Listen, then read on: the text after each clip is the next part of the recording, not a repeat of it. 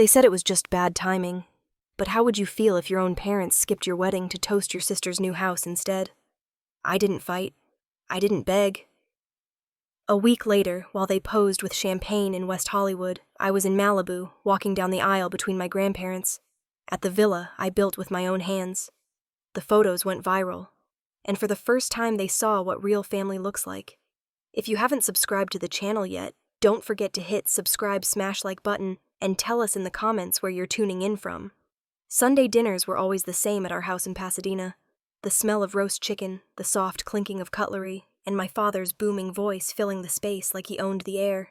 We sat at the long oak table, under the chandelier my mother loved, polished, spotless, perfectly arranged like the rest of our family was supposed to be. My seat was at the far end, close enough to hear everything, but far enough to be forgotten. I moved the fork around my plate, pretending to listen while Dad and Mom laughed at something Victoria had said. She was glowing, talking about the new campaign she'd landed with a major California lifestyle brand. "Can you believe it?" she said, tucking a strand of blonde hair behind her ear. "They called me this morning. I'm the new face of California style for their summer collection." Dad's face lit up like a man who'd just hit the jackpot. My daughter, the California girl herself. "Not everyone gets a deal like that." He raised his glass, pride swelling in his voice. "To Victoria." Mom smiled, pouring more wine into his glass and then into Victoria's.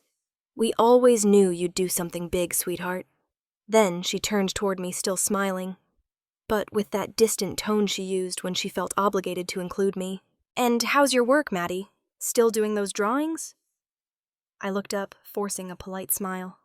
"Yeah, still designing." "That's nice," she said, already turning back to Victoria. The conversation rolled on without me. It always did. I could hear the hum of the air conditioner, the faint ticking of the grandfather clock in the hallway, every sound sharper because no one was talking to me. I tried to eat, but the food tasted like paper. I'd grown used to this. The quiet space between their words, the cold comfort of being invisible. There was a time I thought if I worked hard enough, if I was polite enough, if I smiled at just the right moments, they might notice me. But I learned that being good doesn't make people see you.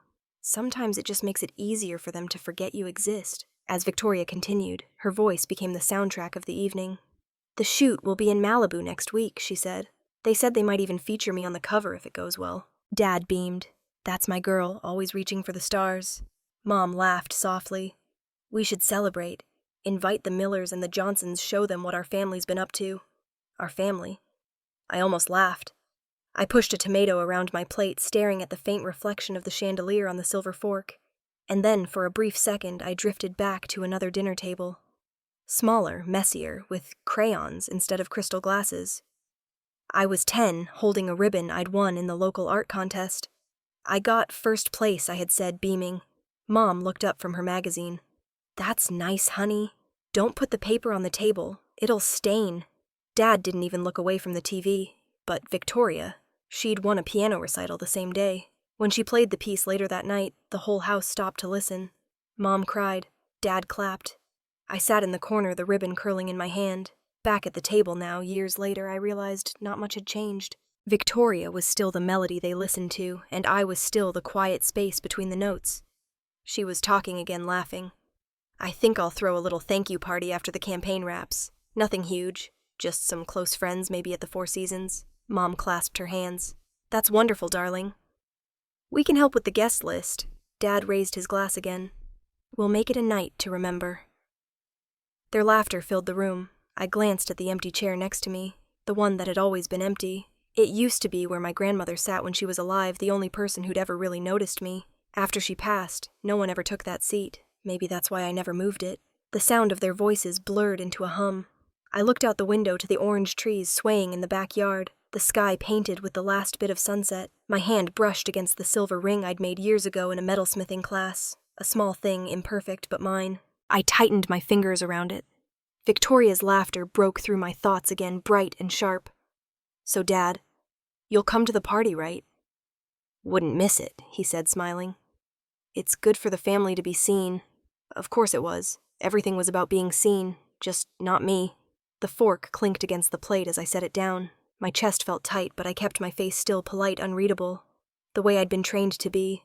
I didn't say another word for the rest of dinner. When the plates were cleared and the conversation drifted toward dessert, I let my eyes wander again to that empty chair, the seat where no one ever sat, the space no one ever filled. Maybe that's all I was meant to be in this house, a place people look past. Outside, a wind moved through the orange trees, brushing the branches together like a whisper I couldn't quite catch. I stared at that chair one last time before excusing myself. "I've got an early morning," I said softly. No one looked up as I stood. In the hallway, the walls felt closer than usual, the air heavier. I walked past the family portraits. Every photo perfectly framed. Every smile perfectly fake. And wondered when I'd stopped trying to fit inside them. As I stepped out into the cool Pasadena night, I told myself I didn't need their applause to feel alive. But deep down I could still feel the ache of that empty seat following me out the door. The sunlight in room 204 came in slanted and gold, catching every speck of dust floating above the drafting tables. I was bent over my ruler in hand, sketching the final lines of a model for our architecture project. The glue smell was sharp and familiar, the kind of thing I didn't mind because it meant I was close to finishing something that actually mattered to me. "Wow, you're really into this," someone said behind me. I looked up and saw Victoria standing at the doorway, arms crossed, a perfect wave of hair falling over her shoulder. She didn't belong in this room. She was a senior, already popular, already. Someone people whispered about in hallways. "The teacher said our group can hand in early," she said, stepping inside, looking around at my classmates. "You don't mind, do you?" I hesitated. "I guess not. I just need to add the last detail and glue the base." She smiled, that practiced magazine cover smile. "Relax, Maddie. It's just a school project. No one's judging you." But everyone was. They always were. The next day when the teacher came to grade the models, ours was the only one lying in pieces on the table. The base had cracked, and the walls had collapsed like a small disaster frozen midair. The teacher frowned. Who was responsible for assembly? Before I could answer, Victoria's hand touched my shoulder. She said softly, her voice trembling just enough to sound convincing. She stayed late working on it. Maybe she was tired. These things happen. The room went quiet. I could feel my face burn. "That's not what happened," I tried to say, but it came out small brittle. The teacher sighed. "Accidents happen." "Madeline, next time be more careful." Victoria's group presented right after us. Their model was flawless, symmetrical, polished, even the colors balanced. When the teacher complimented her, she looked back at me, eyes gleaming with something that wasn't pride. It was victory. That afternoon, when I got home, Dad was already waiting. He stood near the living room window, sleeves rolled up, a beer can half empty on the counter. "Your teacher called," he said. "Said you ruined the group's work. Do you have any idea how that makes us look? I didn't..." He cut me off. "I don't want excuses. I raised you better than this. Your sister's representing the school at the art fair next month, and you're out here embarrassing us." I could feel my throat closing. "Dad, it broke before..." "Enough." His voice was final, like a door slamming shut. Dinner was silent that night, except for the scraping of utensils. Mom kept looking between us, but she didn't say a word. When I finally looked up from my plate, Victoria's eyes met mine. She didn't look sorry. She looked pleased. Later that night, I was sitting on my bed, still in my school uniform, staring at the cracked model sitting on my desk. I'd planned to fix it, but now it just looked like proof of something I couldn't undo. The door creaked open. Victoria leaned against the frame, arms crossed again. "You really should have been more careful," she said. I turned away. "Go away. You know Mom and Dad might forgive you eventually, but you make it so easy to disappoint them." Her voice had that edge that always found the softest part of me. When I didn't respond, she walked closer. "You think you're the victim, don't you? Always the quiet little genius. Please," I said quietly. "Just stop." She smirked and gave my shoulder a shove as she walked past. It wasn't hard, but I was sitting too close to the edge of the bed. My foot slipped on a sketchbook, and I fell sideways, the side of my neck hitting the corner of the nightstand. The pain shot through me, bright and hot. "Vicky." I gasped. She froze for a second, eyes wide, then said, "Don't be dramatic." She turned and walked out. I lay there for a minute, hand pressed to my neck. The bruise would come later, dark and obvious. The next morning, my grandmother came by unexpectedly. She said she was in town for errands, but I knew she had sensed something. She always did. When she hugged me, her hand brushed my neck, and she frowned. "What happened here?" I fell, I said automatically. She studied me for a long moment, then nodded once, though I could tell she didn't believe me. That evening she stayed for dinner. The mood was stiff. Dad barely looked at anyone. Mom talked about the church fundraiser. Victoria smiled, like she had nothing to hide. Halfway through the meal, Grandma put her fork down. Charles. She said, I think Madeline could use a change of scenery. Maybe some time with me in Santa Barbara. Dad's jaw tightened. She's fine here. Fine. Grandma looked straight at him. You call this fine? He exhaled through his nose. If you think she needs a vacation, take her. Just don't go telling the neighbors anything. I stared at him, not sure if I should feel relief or shame. That night I packed a small suitcase. Some clothes, my sketchbook, a framed photo of me and Grandma from when I was 8. When Mom came into the room, she didn't meet my eyes. She placed a folded sweater on top of my bag. It's colder near the coast, she said. Her voice trembled just enough to sound human. Victoria didn't come to say goodbye. The next morning, Grandma's car waited in the driveway. I climbed into the passenger seat. Through the window, I saw Mom standing on the porch, arms crossed, not waving. Dad wasn't there. As we pulled away, the houses blurred together, each one a version of the same thing. Quiet, perfect, hollow. Grandma reached over and took my hand. You're going to be okay, sweetheart, she said softly. I promise. I looked out at the road winding north toward the coast, feeling the bruise throb under my scarf. I didn't know what okay meant anymore, but I wanted to believe her. When we turned onto the highway and Pasadena disappeared behind us, I felt something I hadn't felt in years. Air, real, open air. And for the first time I wondered what it would feel like to live somewhere no one was watching me fail. The first thing I noticed about my grandparents' house in Santa Barbara was the smell. Salt from the ocean mixed with oil paint and cedar wood. It was a small coastal house, painted white with blue shutters, and the sound of waves drifted through the windows. For the first time, I could breathe without feeling like I was taking someone else's air. Mornings followed a rhythm that felt like peace. My grandmother Eleanor brewed jasmine tea, while my grandfather George sat by the front window, sketching outlines of old buildings in his worn leather notebook. You've got an observer's eye, he told me once, nodding toward the sketch I'd done of the shoreline. That's the start of every great designer. I wasn't sure if he really meant it, but I wanted to believe him. I'd spent years being told what I wasn't, hearing what I could be felt like, stepping into sunlight after years underground. School was different here. No one knew about my family or the rumors that used to follow my name in Pasadena. I joined the design club and spent afternoons building model houses out of cardboard and glue, the same smell that used to comfort me in the classroom back home. One day I presented a model of a beach house, inspired by my grandparents' home. My teacher smiled and said, "That's the kind of detail we expect from college portfolios." That was the first time I believed I might actually be good at something. At night, Grandpa showed me how to use his old drafting tools. He'd been an architect once before. Arthritis stiffened his hands. Buildings are like people, he said. They stand strong when their foundation's right. Weak foundations collapse no matter how pretty the walls look. I think he meant more than just architecture. 2 years passed like a slow tide. I worked hard, saved every penny, and when acceptance letters came, I got into UC Berkeley's College of Environmental Design. The day I opened that envelope, Grandma cried into her teacup. Your parents must be proud, she said. I didn't have the heart to tell her they hadn't called in months. Berkeley felt like another world. No curated dinner tables, no perfect family portraits, just noise coffee and endless deadlines. I shared a dorm room with 2 girls who slept through lectures, and I spent more nights in the design studio than in my bed. That's where I met Rob Carter. He was quiet, the kind of guy who carried around a measuring tape in his back pocket just in case someone needed to know how tall something was. The first time we talked, he was struggling to cut foam, bored, the blade slipping every time. I reached over and adjusted his grip. You're going to lose a finger if you keep doing that, I said. He laughed a little embarrassed. Noted. Are you this bossy with everyone, or just me? Just you, I said. From then on, we built everything together. We'd stay late, surrounded by the hum of computers and the smell of burnt glue from the laser cutter. He'd bring bad coffee from the vending machine.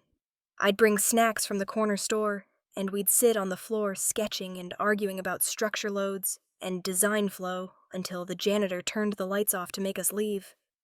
One night, When everyone else was gone, we stood over a half-finished model of a coastal home.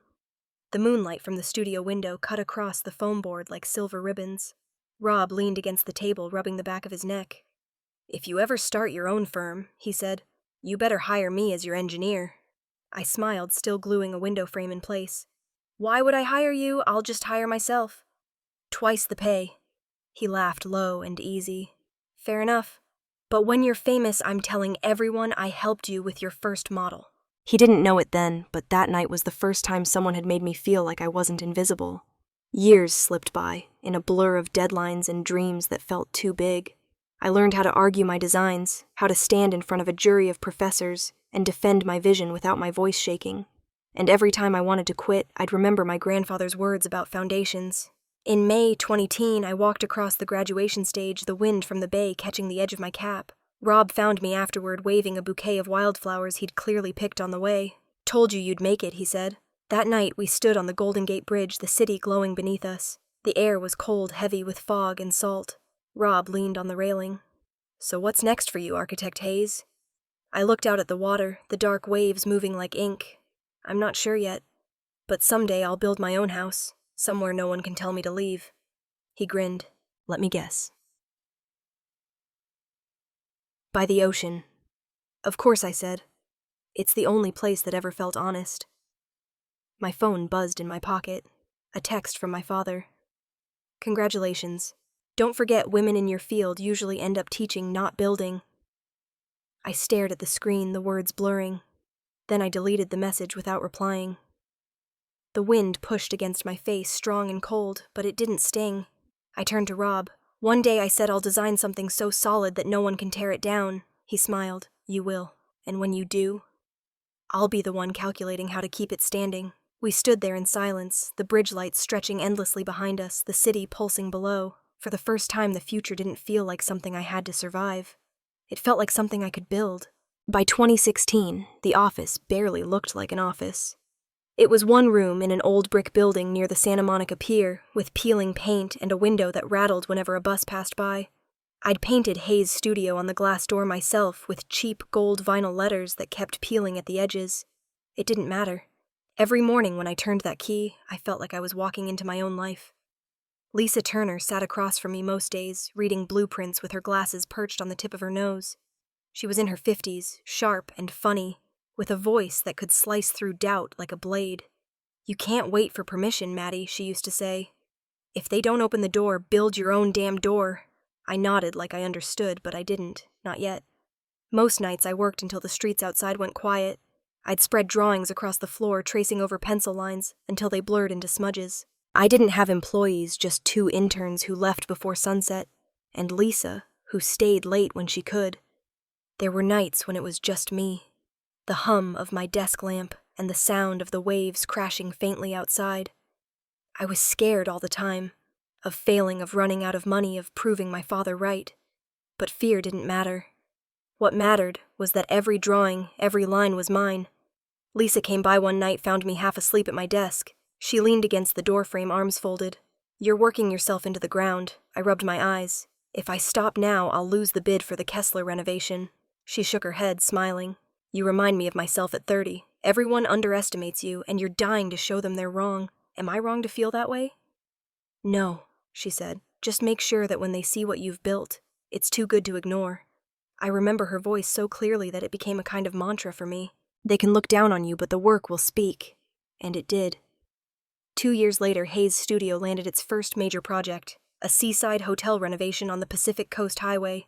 I didn't sleep for weeks, terrified I'd mess it up. When the article came out in a small architecture magazine, "Emerging Designer Brings New Life to Coastal Landmark," Lisa left a copy on my desk with a note scribbled across the page. "Now they'll have to spell your name right." I laughed when I read it, then cried quietly when she left. I was still basking in that small victory when my grandmother called. Her voice trembled softer than I'd ever heard it. "Your grandfather's not doing well, sweetheart. He keeps asking for you." The drive to Santa Barbara felt longer than it should have. The coastline blurred past, but I couldn't shake the old fear that returning home meant shrinking back into the version of me they preferred. Quiet, apologetic, invisible. When I arrived, the house smelled the same salt paint and the faint scent of rosemary from Grandma's tea. But the living room was crowded now. My parents were there. So was Victoria. Dad sat in his usual chair, the morning paper open in front of him like a shield. Well, he said, not looking up. Look who decided to show up. Mom stood, smoothing her cardigan. Madeline, dear, you've lost weight. I've been working a lot. I heard Dad said, finally lowering the paper. You're what now? A decorator, an architect, I corrected quietly. He smirked. Right, an architect. That's impressive. His tone was a blade wrapped in velvet. Victoria breezed in 10 minutes late, phone in hand, perfume heavy in the air. Sorry, traffic, she said, kissing Mom on the cheek. When she turned to me, her smile was too perfect. Maddie, you look very professional. Thanks. She plopped down beside Dad and started scrolling through her phone, showing him pictures from her latest PR event. We had 3 photographers from the Post there. Can you believe it? He chuckled. You always did know how to get attention. Mom looked between us as if trying to bridge a gap too wide for small talk. Madeline, are you staying at the Harbor Inn? We can cover your room. I shook my head. I'm staying here with Grandma and Grandpa. The silence that followed was sharp. Dad folded his newspaper. Suit yourself. Dinner was quiet except for the clinking of forks and the sound of my grandfather coughing softly. He looked thinner, his hands trembling slightly as he reached for his glass. When I offered to help him back to his chair after dinner, he smiled weakly. Still taking care of everyone, aren't you? I shrugged. Someone has to. Later that night, as Mom washed dishes and Dad disappeared into the living room, Grandpa called me over to the porch. The sea wind was cool, the sky full of stars.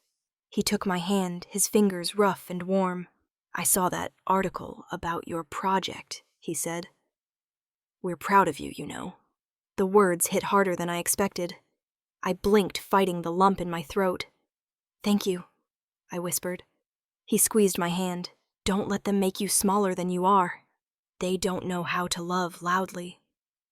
That's their loss, not yours. Through the window, I caught a glimpse of my father watching us, his face unreadable. When I went back inside, Victoria was laughing softly with Mom, her phone lighting up the room. Dad sat silent, his jaw tight. The air was thick with something unspoken.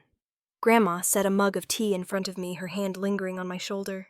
You've done good, Maddie, she said. You've made something of yourself. After they went to bed, I stepped outside again. The ocean glowed silver under the moon waves, moving steady and sure. Standing there, I realized that my grandfather was the first person in my family who had ever said he was proud of me, and meant it. The thought settled into me like a quiet promise.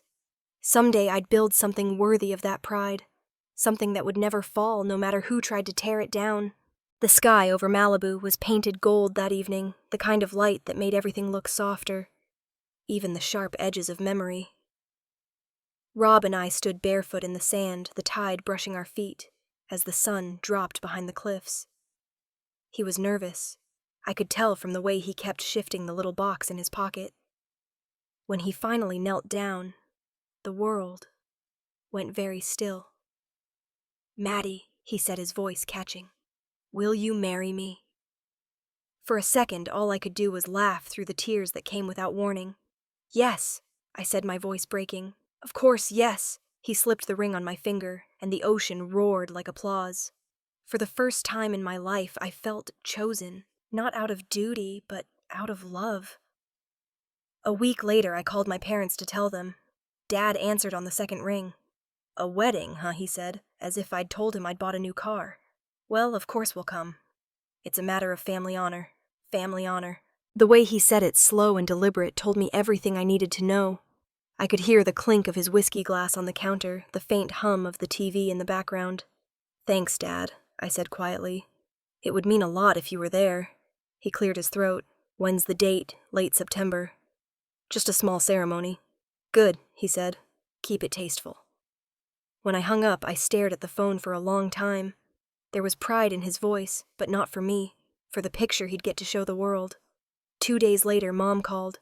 Your sister heard about the wedding, she said. She'd like to come. I froze. What? She wants to make amends. You know how much it would mean to her. And to us. She punched me, Mom, I said flatly. She lied about me, humiliated me, and never once apologized. I'm not inviting her. You can't stay angry forever. I'm not angry. I just don't want her there. There was a pause, long and cold. You're still holding on to childish grudges, Mom said finally. Family is family, Madeline, whether you like it or not. When the call ended, I felt that old ache creep in. The same one I thought I'd outgrown. I used to think if I worked hard enough, if I became someone worth admiring, they'd finally see me. Now I knew better.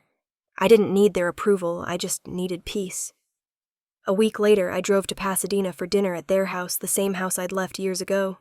Everything looked the same. The perfectly trimmed lawn, the white roses Mom tended every morning, the framed photos of Victoria on every wall.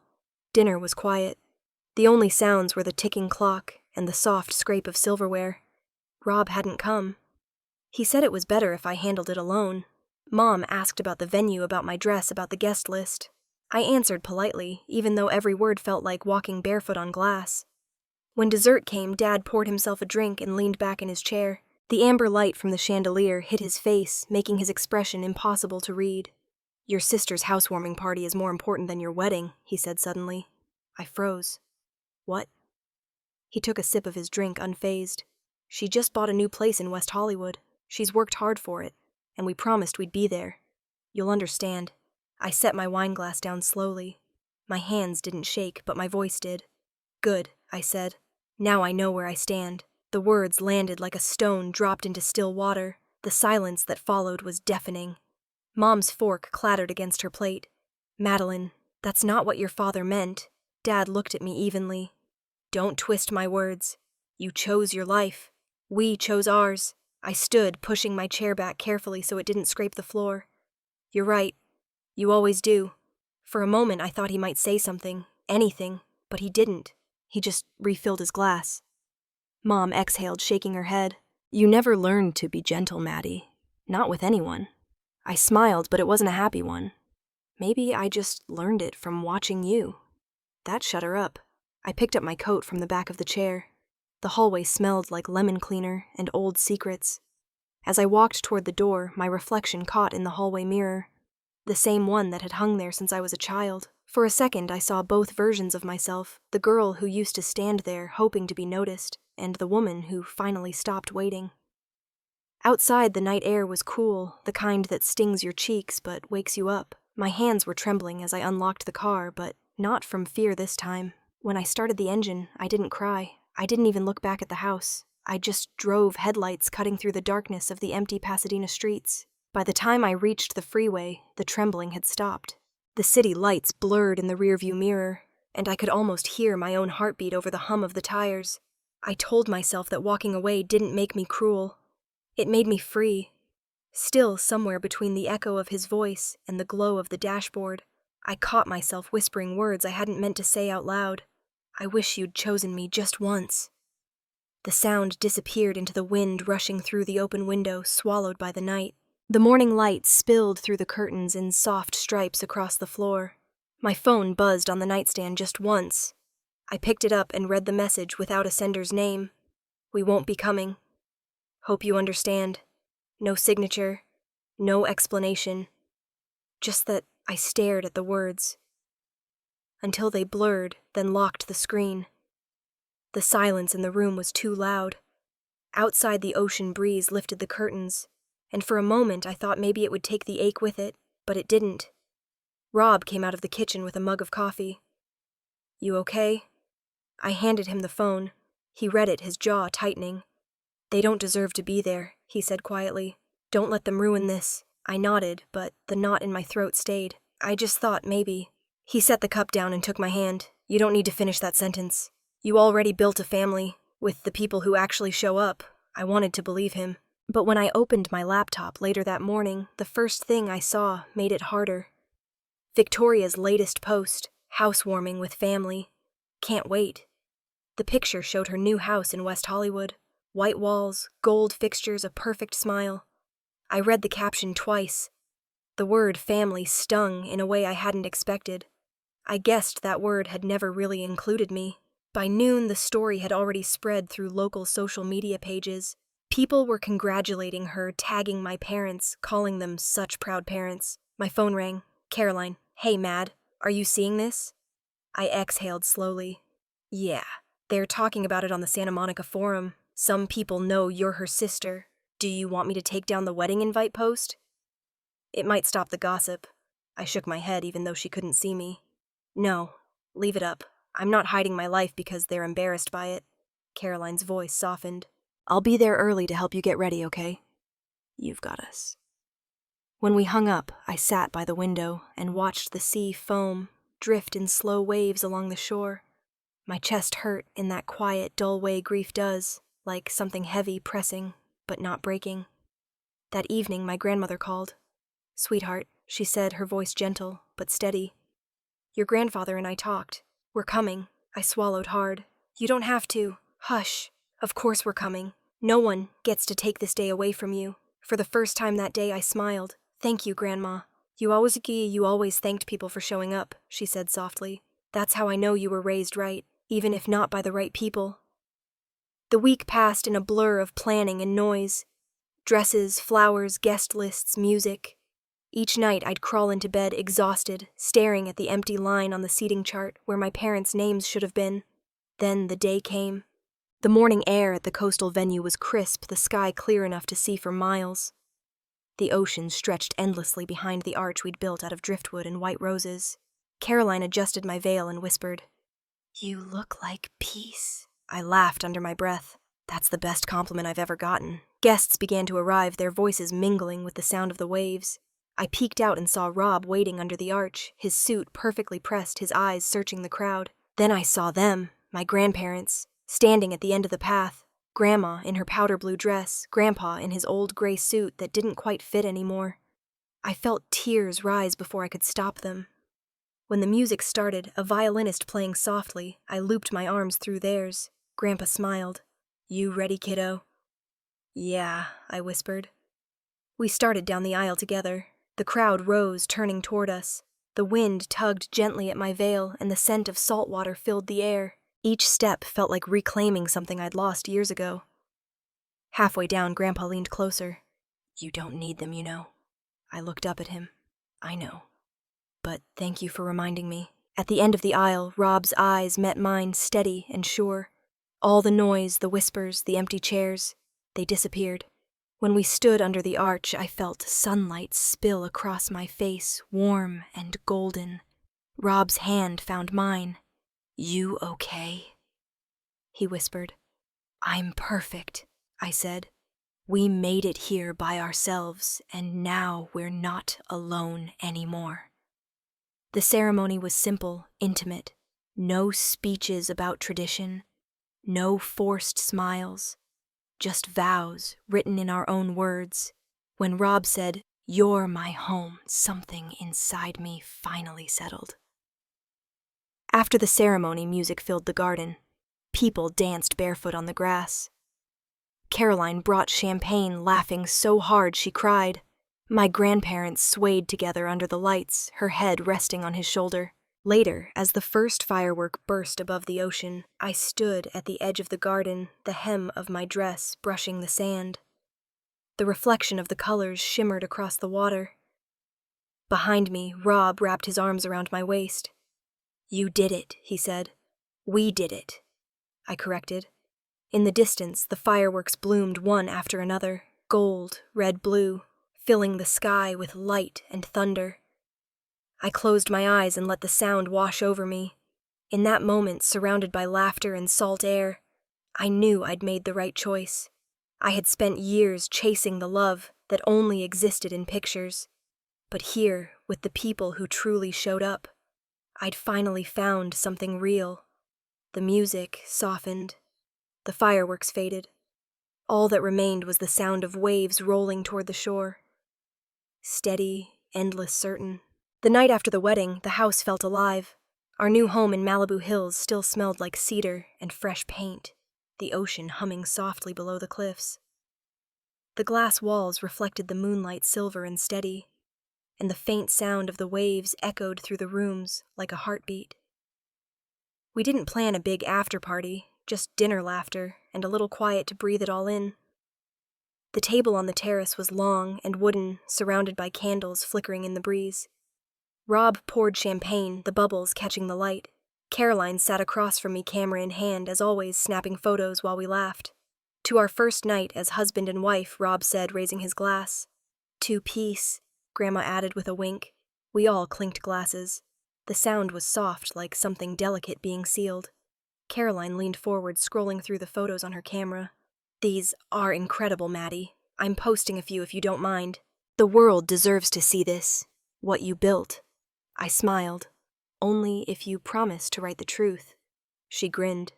Always. By the time she hit post, it was close to midnight.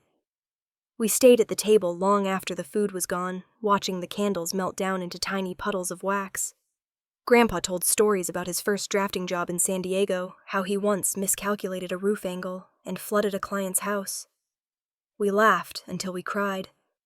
When I looked around the table, Rob's hand resting on mine, my grandparents smiling, Caroline humming along to an old Frank Sinatra song playing softly from Rob's phone. I realized something I'd never felt before. This was family. Not the kind I was born into, but the kind I'd chosen. After everyone went to bed, I wandered upstairs to the balcony. The ocean below was black and endless, the moon breaking across it in shards of silver. I thought of all the nights I'd spent working toward this. Every design sketch, every client rejection, every lonely meal eaten at my desk. I didn't feel pride so much as relief.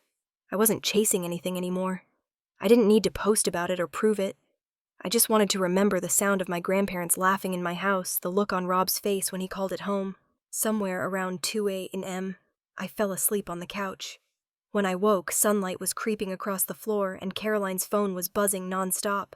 She came down from the guest room in her robe, eyes wide. "Maddie," she said, breathless. "The post blew up." "What post?" I rubbed my eyes. "The one I wrote last night. The story. People are going crazy for it." She turned the phone toward me. On her screen was the headline in bold letters, "From outcast to owner. Architect Madeline Hayes celebrates love and success." The photos she'd posted were stunning. The candlelit dinner, my grandparents holding hands, the ocean behind me glowing in the moonlight. It didn't look staged. It looked alive. By noon, the post had been shared thousands of times. Former classmates' clients, even local news outlets had picked it up. I saw comments like, "She built her dream life from nothing." And that's what real success looks like. I didn't know how to feel. It wasn't supposed to be a statement. It was just one night, one story. But maybe that was why people liked it, because it was real. While we were eating lunch on the patio, Caroline's phone buzzed again. She read something and hesitated. Your mom saw it." I froze for a moment, the fork halfway to my mouth. "She didn't comment," Caroline added quickly. "But there's a screenshot going around. Someone tagged her. Later that afternoon, curiosity got the best of me. I opened my laptop and searched my own name. There it was, the post everywhere. And in the thread under one of the shares, I saw a comment from my mother's account. Just 2 words. "She's changed." I stared at it for a long time, unsure if it was meant as praise or accusation. That evening, while Rob grilled dinner outside, my phone lit up with an unknown number. I almost didn't answer. But when I did, her voice came through. Thin, careful. "It's your mother." I didn't say anything. "I saw the photos," she said quietly. "Your house is beautiful." "Thank you. Your grandparents looked happy. They are." There was a pause so long I thought the call had dropped. Then she whispered, "Your father saw it too." I could hear dishes clinking faintly in the background, the sound of their kitchen I knew so well. He said you really did it. His words, not mine. He said that, yeah, I think he's proud, in his own way." I didn't answer. I just wanted to say. She stopped, exhaled. "I hope you're well." When the line went dead, I sat there staring at the phone. There was no apology, no promise, no invitation. Just a crack in the wall between us. And somehow that was enough for now. That night, Caroline opened a bottle of wine and made us all sit back at the same table as before. "To family," she said, raising her glass, then added with a smirk, "to the family we choose." Everyone laughed and clinked glasses again. The candles flickered, the breeze shifted, and for a moment the world felt perfectly balanced. As they talked, I drifted into silence, looking out at the Pacific below us. The waves were black velvet, the horizon a thin line of silver. I could feel the wind lifting strands of my hair, carrying away everything that used to weigh me down. For years I had wanted my parents to see me. Now they had, and it didn't change anything. The difference was it didn't have to. The moon rose higher, spilling light through the glass walls of our home. I sat back, smiling to myself, and let the sound of laughter fill the space that used to be so empty. The next morning, my phone wouldn't stop ringing. It buzzed across the kitchen counter, a vibration that seemed to shake the entire house. I thought it was just friends congratulating us again, maybe another notification about the photos. But then I heard Caroline shouting from the patio. "Oh my God, Maddie, have you seen this?" I walked outside, still half asleep, the ocean breeze carrying the smell of coffee and salt. She was holding her phone, her face pale and incredulous. Headline, she said, reading aloud, "Parents skip daughter's wedding for influencer party." The words hit me like cold water. What? "It's everywhere," she said, scrolling quickly. "Look, somebody posted photos from your sister's housewarming. It's your parents, champagne in hand, smiling for the cameras while you were walking down the aisle." She turned the phone toward me. There they were, my father's proud grin, my mother's pearl necklace catching the light, Victoria in the middle arm around them both. The caption underneath read, "Family first," hundreds of comments scrolled beneath it. Who does that to their own kid? That's disgusting. This woman deserved better. Caroline looked up. "You're trending on #JusticeForMaddie." I almost laughed. Justice for me? I didn't ask for any of this. She handed me the phone gently. "You didn't have to." The truth told itself. By noon, the story had spread beyond social media. News outlets were reposting it, adding my wedding photos next to the party shots. Side-by-side comparisons. One daughter glowing in her wedding dress, the other posing in front of a champagne tower. The voice inside me, the one that used to panic whenever my family's name was in someone else's mouth, was quiet this time. I didn't need to do anything. Justice doesn't always need to be loud. It just needs to be seen. Around 2 in the afternoon, my grandmother's phone rang. It was one of her friends from the Santa Barbara Women's League. She covered the receiver, whispering, "They all read the article. Margaret's been asked to step down from her committee. Unethical behavior, they called it." I didn't know what to say. Then the next message came in. One of Dad's colleagues from the real estate council had leaked an email thread. His clients were furious about the publicity. He'd been called into an emergency board meeting and told to take an indefinite leave. I imagined him in that office, tie loosened, jaw tight, realizing that the image he'd protected for years had cracked right down the middle. Meanwhile, Victoria went live on Instagram. I didn't want to watch, but Caroline turned her phone toward me anyway. "Guys, I didn't mean for any of this to happen," Victoria said, voice trembling. Her mascara smudged perfectly, the kind of crying that still looked good under a ring light. "I just wanted to celebrate my new home with my family. I didn't know it would hurt anyone." The comments were brutal. "Stop performing. Maybe apologize to your sister instead of your followers." Before I could roll my eyes, she ended the live stream and deleted her account. Caroline sighed. Guess the curtain finally dropped. I exhaled slowly. She's still acting. Just without an audience. That afternoon, a silver car pulled up the hill. Rob came into the kitchen, wiping his hands on a dish towel. "There's someone here from Channel 8. Says his name's Mark Sullivan. Wants to interview you." "I'll handle it," I said. Caroline frowned. "Are you sure you don't owe anyone your side of the story?" "I know. But maybe it's time people see what peace actually looks like." Mark Sullivan was polite, mid-30s, dressed in that semi-casual way TV reporters think makes them relatable. He shook my hand firmly and smiled. "I'll be quick, Ms. Hayes. Just want to give you a chance to respond to the story everyone's talking about." We sat outside on the deck. Behind us, the Pacific stretched out forever, and the air smelled like salt and rosemary from the garden. The camera light clicked on, and suddenly my entire life felt very far away from the world I'd grown up in. So Mark began. "How do you feel knowing your parents chose to attend your sister's event instead of your wedding?" I didn't flinch. "I don't feel anything," I said. I knew who would show up for me long before that day came. He hesitated, surprised. "Do you have a message for them?" "No," I said simply. "I'd rather spend my energy thanking the people who did come. My grandparents, my friends, my husband." Mark smiled faintly. "That's very gracious." "It's not grace," I said. "It's clarity." He nodded, motioning for the cameraman to lower the equipment. "Last question. What do you want people to take from all this?" I looked out at the water, the waves hitting the rocks in slow rhythm. Maybe that family isn't defined by who shares your blood, but by who stays when things get hard. When they left, Caroline poured me a glass of wine and grinned. "You just gave the cleanest interview in PR history. Rob walked in and kissed the top of my head. "And you didn't let them get to you once. I'm done letting them," I said. That evening the segment aired. The network ran a split screen on one side, the photo of my parents and Victoria at the housewarming party. On the other, me, laughing beside my grandparents, and Rob in front of our ocean view terrace. The caption read, "Different definitions of family." I didn't watch it live, but later Caroline showed me the clip on her phone. My voice came through calm and even, my smile small, but real. People flooded the comments again, this time with messages that didn't make me cringe. "This woman radiates peace. You can feel her freedom through the screen. Her parents' loss." I didn't reply to any of them. That night, after everyone had gone to bed, I stepped out onto the deck.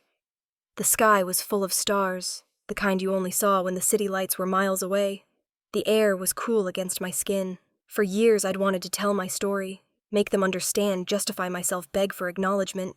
But standing there watching the waves roll and break, I realized I didn't need to. The truth had a way of finding its own voice. It didn't need me to shout. It only needed light, and finally it had plenty. A few quiet weeks passed after the headlines faded. The house finally felt still again. No buzzing phones, no notifications lighting up the counter. Just mornings with coffee and salt air. I thought the noise had finally died for good, until one envelope arrived that changed everything again. It came by mail, cream-colored with a gold seal, addressed to me in neat handwriting. From the office of Ethan Monroe, attorney at law. Santa Barbara. I almost tossed it onto the table to read later. But something about the name caught me. Monroe. My grandmother's maiden name. When I opened it, a short note slid out. "Please contact me regarding your grandparents' estate. We'd like to meet at your earliest convenience." The next morning I drove up the coast. The road to Santa Barbara was lined with eucalyptus trees and fog, the kind that clung low and turned the world soft. I rolled down the window, breathing in that familiar smell of salt and sun-warmed pine. It felt like driving back into a memory. Ethan's office was small, tucked behind a row of art galleries. The walls smelled of oak and paper, the kind of place where nothing rushed. He looked up from his desk when I walked in, a man in his 40s with calm eyes, and a stack of files neatly arranged beside him. "Ms. Hayes," he said, standing to shake my hand. "Thank you for coming." "Of course," I said, sitting down. "Is everything all right?" He gave a small smile, one of those lawyer expressions that hides more than it says. "More than all right, actually. Your grandparents left a few things for you." He reached for a file and slid a document across the desk. "They've established something called the Monroe Scholarship Fund. It's for students in architecture programs who can't afford tuition. You've been named its honorary director." I blinked, unsure I'd heard him right. "What they wanted you to oversee it symbolically. The trust will handle the legal side, but you'll be the face of it, the reason it exists." I ran my finger along the edge of the paper, tracing the embossed letterhead. "They never told me about this." Ethan nodded. "They planned it quietly. Your grandfather said you'd find it when you were ready." His words were, "She'll understand what this means when the world quiets down." My throat tightened. That sounds like him. He leaned back in his chair. "They also wanted you to have this." He reached into a folder and handed me a photograph, one I hadn't seen in years. It was me at 17, standing beside my grandfather holding my first architectural sketch. The corners of the photo were worn, the ink slightly faded, but the joy in our smiles was still sharp. I couldn't speak for a moment. My eyes burned and I looked down to hide it. Ethan cleared his throat softly. "They were proud, Madeline, of your career, your resilience, but mostly of the way you carry their name." When I finally looked up, I managed a small smile. "Thank you." Driving home, the sun dipped lower, casting streaks of gold through the windshield. I didn't go back to Malibu right away. Instead, I turned toward the old part of town, the place where my grandfather's gallery still stood. The building looked smaller than I remembered, the paint peeling the sign above the door faded. But the moment I stepped inside, it smelled exactly the same. Sawdust varnish and the faint scent of oil paint. Dust floated through the slanted afternoon light. His drafting table was still there, covered with rolled-up sketches and dried paintbrushes in jars. On the wall, I found the photograph Ethan had mentioned, a framed copy of that same picture of us right next to a newspaper clipping from his early career. I set my bag down and walked slowly through the room. Every step echoed.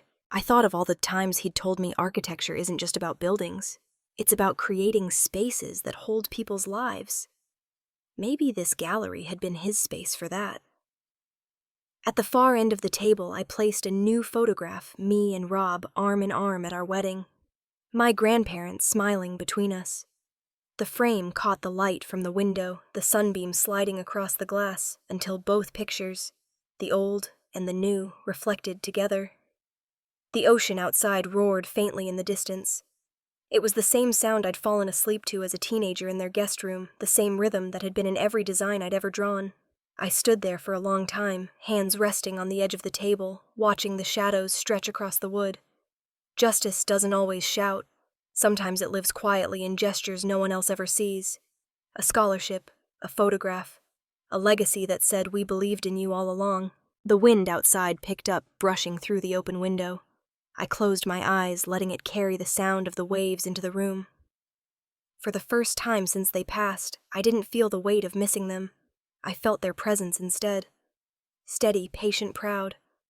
I smiled, whispering to the empty space around me. I did it, Grandpa. I made it. The light shifted again, flooding the room with gold, and for a brief, impossible moment, I could almost swear the air itself was smiling back. The knock came just after 4 in the afternoon. The sky over Malibu had turned the color of steel, the kind of gray that presses down on everything. Rob was in the kitchen when he froze mid-step, glancing toward the sound. "Are we expecting anyone?" he asked. I shook my head. He opened the door, and for a second I didn't recognize her. My mother stood there, smaller somehow, swallowed by an old beige coat that hung loose on her shoulders.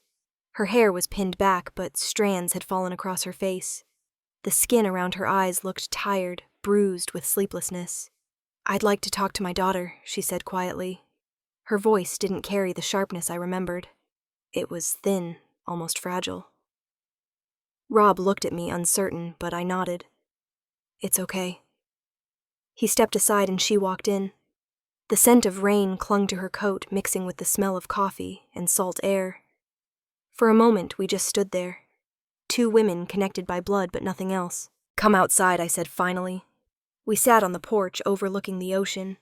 The wind came strong off the water, tossing her hair loose. She didn't bother fixing it.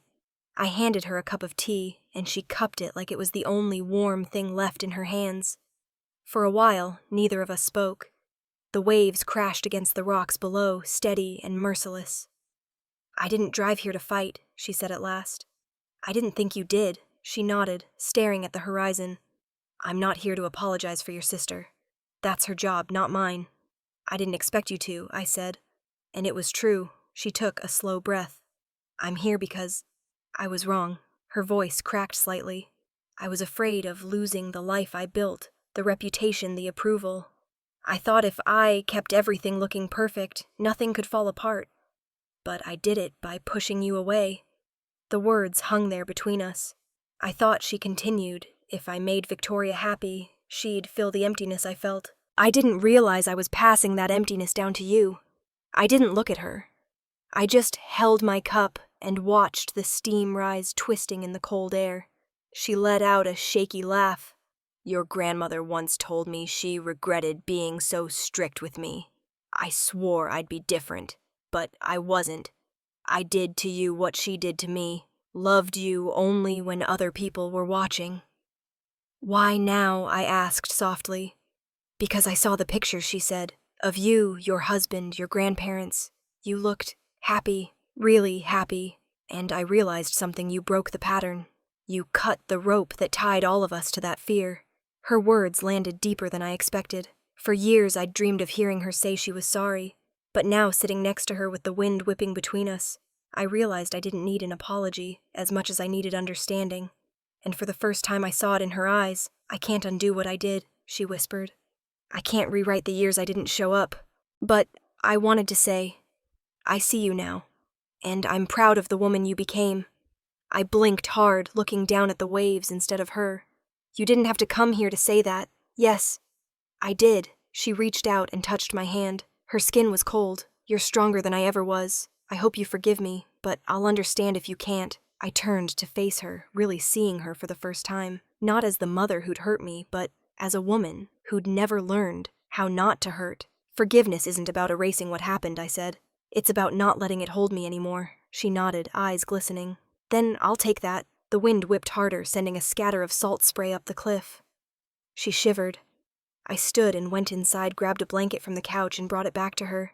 She smiled faintly as I draped it over her shoulders. Thank you, she said. We sat there a while longer, not talking, just listening to the sea. For once, the silence between us didn't feel like a wall. It felt like rest. When she finally stood, she looked smaller again, like the years had folded in on her.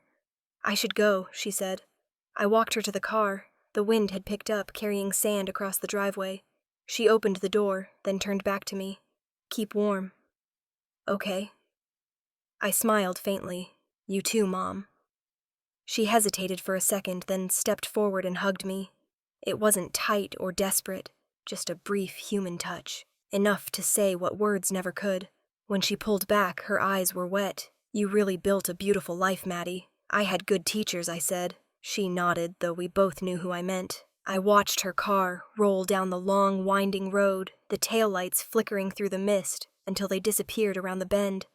The ocean roared below, louder now, as if reminding me that everything eventually returns to where it began.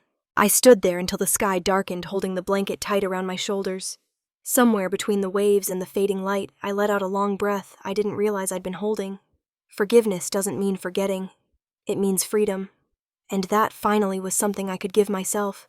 It had been a quiet month since my mother left, the kind of quiet that seeps into the walls, steady and almost healing. Rob and I had fallen into a rhythm. Mornings with coffee, evenings on the deck, watching the sun disappear behind the Pacific. I thought maybe that chapter of my life had finally closed. Then one morning, as I sat at my desk sorting through emails, I saw it. The subject line was simple, almost hesitant. I'm sorry. The sender's name froze me in place. Victoria Hayes. For a long moment, I couldn't open it. My cursor hovered over the screen while my heart thudded in my chest. I didn't know if I wanted to know what she had to say. I had built such careful peace, and part of me was afraid that one click would unravel it. But curiosity, or maybe something softer, won. I opened the email. Madeline. It began. I don't know if you'll ever read this, and if you do, I don't expect forgiveness. I just need to say what I should have said years ago. My hands trembled slightly as I scrolled. I spent most of my life chasing approval I didn't even understand. Mom and Dad put me on a pedestal so high that I forgot what it meant to stand on my own feet. Everyone thought I was lucky. I thought so too. Until I realized that being perfect isn't living. It's performing. I stopped for a second, swallowing hard. You never played that game, Maddie. That's why they never knew what to do with you. You scared them because you didn't need their applause. I used to hate that about you. But now I see that you were free, even when you were alone. There was a pause in the letter, a blank line, as if she'd needed to breathe before continuing. When I hit bottom after the scandal, I kept waiting for them to protect me the way they always had. But they didn't. They were too busy protecting themselves. That's when I realized I'd been raised to be admired, not loved. I think that broke me more than any headline did. Her words blurred for a moment, and I blinked them back into focus. You won, Maddie. Not because you're richer or more successful or married. You won because you stopped playing. You found peace outside of their shadow. I hope one day I can too. The email ended with a final line, simple and quiet. I don't expect a reply. I just hope you're happy. I sat back in my chair staring at the screen. My throat felt tight, but not from anger. Something gentler, sadder, like grief for a sister I'd spent years losing without realizing it. For a while, I didn't move. I just listened to the ocean outside, the faint hum of the waves that always seemed to echo what I couldn't say out loud. When people finally see themselves clearly, that's a kind of redemption. And maybe for the first time she had... I printed the email, the paper warm from the printer. My hands shook slightly as I folded it carefully into thirds. In the closet on the top shelf, there was a wooden box I hadn't opened in years. Inside were old photos, our childhood smiles captured before we learned what they cost. I found one, where we were maybe 6 and 7, both missing front teeth, our arms wrapped around each other, laughing at something out of frame. I placed the printed letter behind that photo and closed the lid. Rob came in just as I was putting the box back on the shelf. He noticed my expression and frowned softly. Everything okay? I nodded. Yeah. Just old memories. He stepped closer, brushing a strand of hair behind my ear. Was it from them? From her, I said. Victoria. He waited for me to say more. She apologized. I added quietly. In her own way. He studied me for a moment. How do you feel about that? I thought about it, about all the versions of us. 2 little girls fighting for love that was too small to hold us both, the 2 grown women trying to find their own worth outside it. I think I said finally some apologies don't need an answer. Rob nodded. Then don't give one. He kissed my forehead and left me standing there with the box in my hands. The afternoon light came through the window, warm and soft, catching the edge of the photo before I put it back on the shelf. I closed the box, my fingers lingering on the wood for a moment before setting it down. The light shifted, falling across my face. It felt like something had been lifted, not erased, not forgotten, but finally put in its place. No bitterness, no anger, just quiet understanding.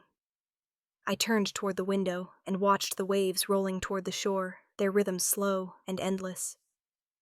For the first time, I didn't think of what was lost. I thought of what had survived, and in that silence I felt something close to peace. Summer came early that year, the kind that painted the Pacific deep blue and turned every window in the house into a mirror of light. 1 year had passed since the wedding, since the headlines, since everything that used to weigh me down had finally drifted away. Hayes' studio had grown faster than I imagined. We'd moved into a larger office near Santa Monica with a view of the ocean and walls covered in sketches from the early days. The Monroe Scholarship had already helped 200 students, and every week I received letters from them, handwritten notes full of gratitude and hope. I kept them in a box by my desk next to the same photo of my grandparents, smiling beside me. On most days, I still drove up to the villa in the hills after work. It was home in a way no other place had ever been. Quiet sunlit perched high above the noise. The ocean stretched endlessly below the air filled with salt and jasmine from the garden. That evening the sky was gold, the horizon soft and hazy. I stood on the balcony, a glass of wine in hand, watching the waves shimmer under the fading light. Rob came up behind me, wrapping his arms around my shoulders. You think they've seen it? He asked softly. I didn't have to ask who he meant. They've seen it, I said. They always do. Somewhere in Pasadena, in a house that once felt like the whole world, my parents sat in their living room. The news played quietly on the television. The headline read, Hayes Studio expands Monroe Scholarship supports 200 architecture students nationwide. The segment showed me standing beside Rob, my grandparents, and a group of scholarship recipients outside the new gallery building. The reporter spoke about legacy, about community, about second chances. My mother sat forward on the couch, her eyes fixed on the screen. She looks happy, she said, her voice barely a whisper. My father didn't answer. He reached for the remote and turned the volume down. The blue light from the TV washed over his face as he stared at the frozen image of me smiling sunlight behind my hair. Charles, she said again. She really is happy. He looked toward the window instead, at the garden he'd planted years ago, the same one where I'd once sat alone at family dinners. Yeah, he said quietly. Maybe it's time we let her be. Back in Malibu, the evening settled into that familiar rhythm. The sound of waves hitting the rocks, the faint hum of crickets, the smell of grilled food drifting up from the patio. My grandparents were sitting outside under the string lights holding hands the way they always did. Caroline was there too, camera in hand, laughing as Rob tried to open another bottle of wine without spilling it. Don't move, she called out. This lighting is perfect. We gathered near the railing for a photo. Rob's arm around me, Grandma leaning into Grandpa. Everyone glowing in the last rays of the sunset. Caroline lowered the camera, smiling. You know this could be a magazine cover. I laughed. No more articles, just us tonight. The wind picked up, carrying the scent of sea salt and lavender from the garden. Rob turned on the outdoor speakers and a soft piano melody drifted through the air. My grandparents swayed gently to the rhythm, their laughter blending with the music. I raised my glass, looking around at the faces that had stayed when so many others hadn't. To peace, I said. To love. To everything that stayed. They echoed it softly, glasses clinking in the warm light. As the night deepened, the sky turned the color of ink, the stars scattering above the ocean. I walked down the path to the edge of the property where the cliff met the sand, letting the cool air wrap around me. From here, I could see the lights of the city below, faint and far away, like another life I'd once lived. I thought of all the versions of myself that had stood waiting in those city lights, wondering if she'd ever be enough. I wanted to tell that girl she didn't have to win their love, that silence could be louder than anger, that sometimes peace is the loudest kind of revenge. They used to measure worth in reputation. I measure mine in stillness. The quiet mornings, the laughter that fills this house, the ocean that never stops moving, but never loses its rhythm. I turned back toward the villa, glowing softly against the dark sky. Rob waved from the terrace, motioning for me to come inside. The sound of piano music floated down slow and tender. I took one last look at the horizon before walking back up the hill. The air tasted like salt and freedom. And somewhere deep down, I knew this was it. The ending I'd spent my whole life building toward. If you've ever been underestimated, if you've ever been told you weren't enough, don't waste your energy proving them wrong. Build your peace instead.